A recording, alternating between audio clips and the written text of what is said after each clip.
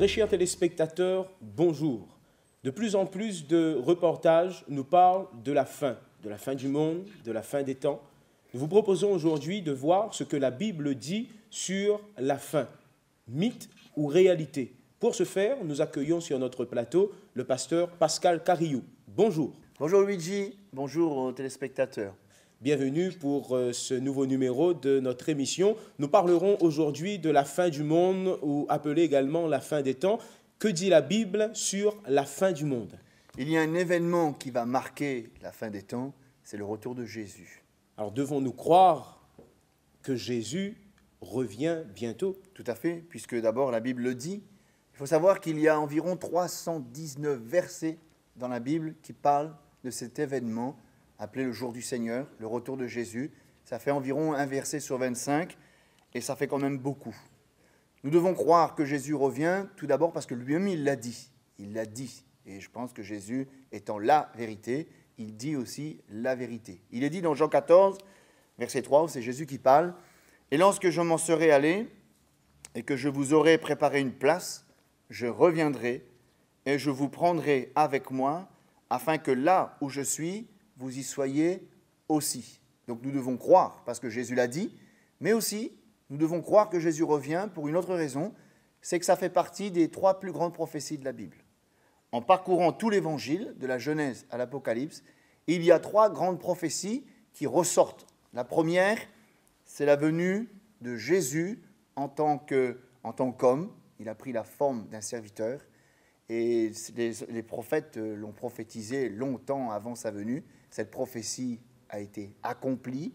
Jésus a foulé la terre des hommes, est venu s'offrir en sacrifice pour nous sauver. Donc, première prophétie, première grande prophétie de ce livre, accomplie. La deuxième grande prophétie de la Bible, la venue du Saint-Esprit. Et depuis le jour de la Pentecôte, où les disciples étaient ensemble en train de prier, Dieu a répandu son esprit, comme il l'a dit, dans les derniers temps, je répandrai mon esprit sur toute chair. Et cette prophétie, encore, a trouvé son accomplissement. Et nous avons encore aujourd'hui l'accomplissement de cette prophétie, car Jésus baptise encore du Saint-Esprit. Et la troisième grande prophétie de ce livre, nous l'attendons avec certitude, c'est le retour de Jésus. Et nous savons que Dieu ne peut pas mentir, c'est une des seules choses que Dieu ne peut pas faire, c'est mentir. Et Dieu l'a dit, donc Dieu le fera. Jésus revient bientôt. Alors nous parlons beaucoup de dates, il y a des calculs qui sont là. Pouvons-nous aussi aborder la notion de temps? Est-ce que la Bible nous laisse justement un temps bien précis? Pouvons-nous savoir dès aujourd'hui quand est-ce que Jésus il va revenir? Je pense qu'il faudrait se poser la question, que dit la Bible? Parce que c'est la lumière donnée aux hommes. Que dit Jésus? Jésus a dit ceci dans Matthieu 24, qui est un chapitre particulier dans la Bible, où qui parle beaucoup des événements, du retour de Jésus, comme Luc 21, Marc 13. Et dans le verset 36 de Matthieu 24, il est dit ceci. « Pour ce qui est du jour, il parle de son retour et de l'heure. Personne ne le sait, ni les anges des cieux, ni le Fils, mais le Père seul. » Donc personne ne peut avancer une date.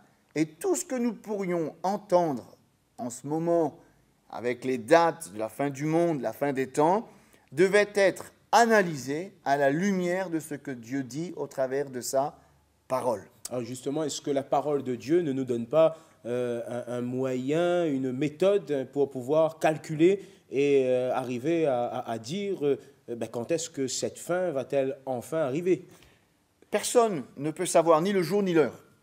Et par contre, Jésus montre bien dans le chapitre 24 de Matthieu, quand il parle de la fin des temps, il dira ceci, au verset 32. « Instruisez-vous par une comparaison tirée du figuier.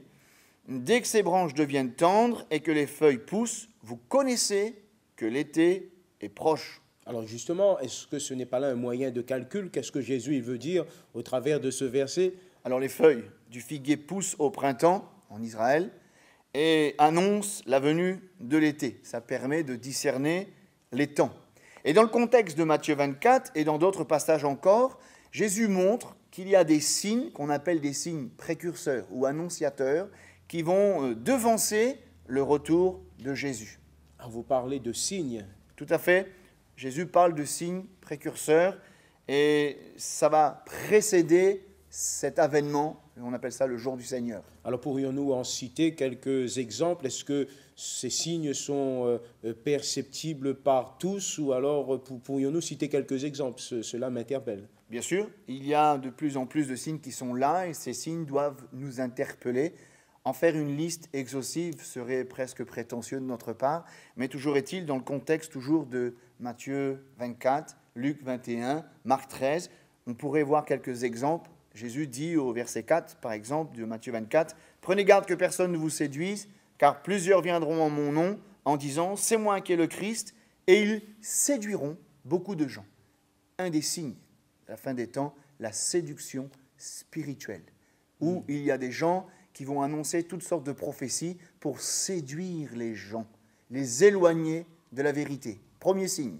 Ensuite, au verset 6, il est dit, vous allez entendre parler de guerre et de bruit de guerre. Vous pourriez me dire, mais on a toujours eu des guerres. Tout à fait. Depuis que je suis né, depuis que vous êtes né, depuis le plus ancien téléspectateur, on a toujours entendu parler de guerre et de bruit de guerre. Mais une chose est sûre, c'est que ces guerres sont de plus en plus violentes, de plus en plus proches de nous, de plus en plus, je dirais, destructrices.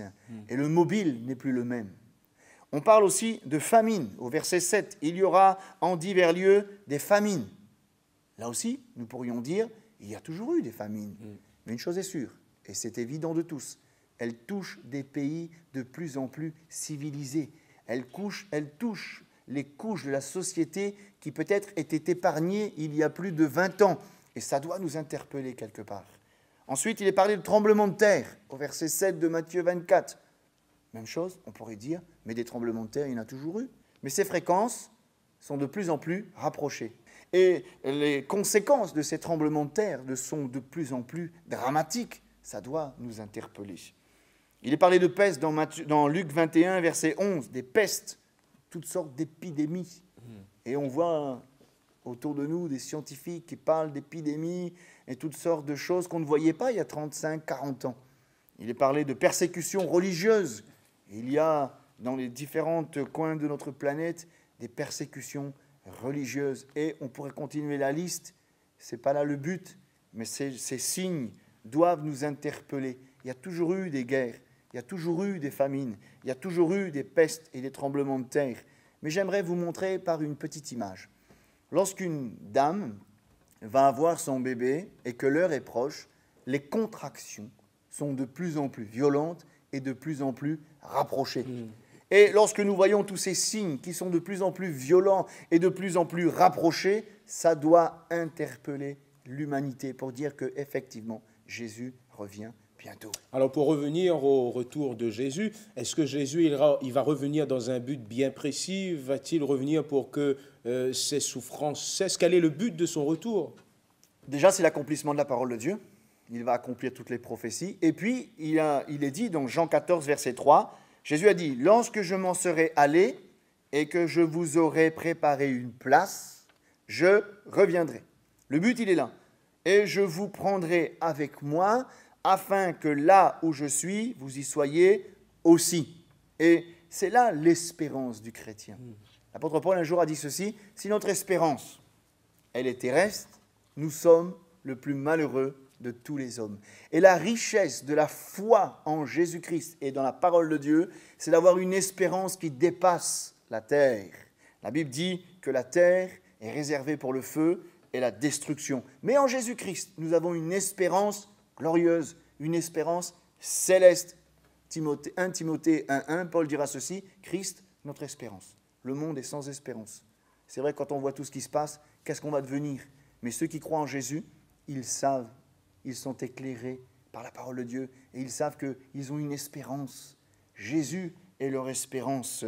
Et Dieu, qui est tellement un Dieu rempli d'amour, veut épargner l'humanité de ce grand désastre annoncé parce qu'il a pourvu un moyen échappatoire au jugement à venir.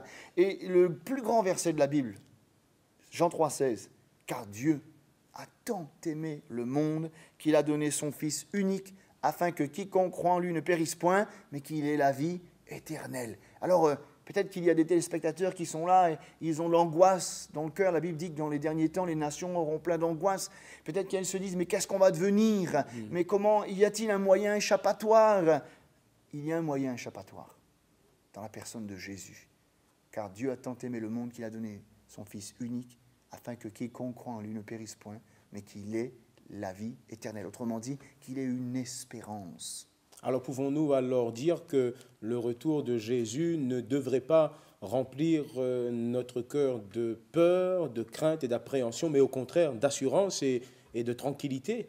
Bien sûr, face au retour de Jésus, il peut y avoir plusieurs attitudes. L'indifférence, ou peut-être même la moquerie. Parce que ce n'est pas courant de dire Jésus revient, c'est quelque chose qui paraît énigmatique presque. Mais la Bible nous montre un exemple dans l'Ancien Testament. C'est ce vieux personnage appelé Noé, averti par Dieu de le déluge. Dieu lui avait dit, tu vas monter une grande arche et ça sera un moyen de salut. Mais on lui a rigolé, on a pris Noé pour un fou parce qu'à cette époque, l'eau n'était jamais tombée des cieux, la pluie n'était jamais tombée. La Bible dit qu'il y avait une nuée qui venait humecter la terre chaque matin. Et Noé dit, voilà, la pluie va tomber. Alors on s'est moqué de lui parce que c'était quelque chose de pas courant. Et on retrouve cette même attitude face au retour de Jésus. Mais qu'on y croit, qu'on n'y croit pas, qu'on s'en moque ou qu'on s'en moque pas, Jésus reviendra. Et c'est pour ça que la mission que Jésus a laissée à tous les chrétiens, c'est d'avertir qu'il y a un moyen échappatoire à cette colère à venir, Jésus comme sauveur du monde. Alors dans cette époque de notre société où nous parlons de plus en plus de la fin, de notre monde donc, qui court à sa perte, à sa destruction, c'est même prouvé et démontré scientifiquement, y a-t-il un message que la Bible voudrait communiquer au cœur de l'homme et particulièrement aux téléspectateurs qui en ce moment même sont en train de suivre notre émission?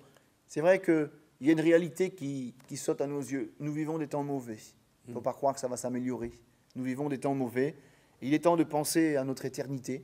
Il est temps de penser à notre position face à notre Créateur, à qui nous devons rendre compte.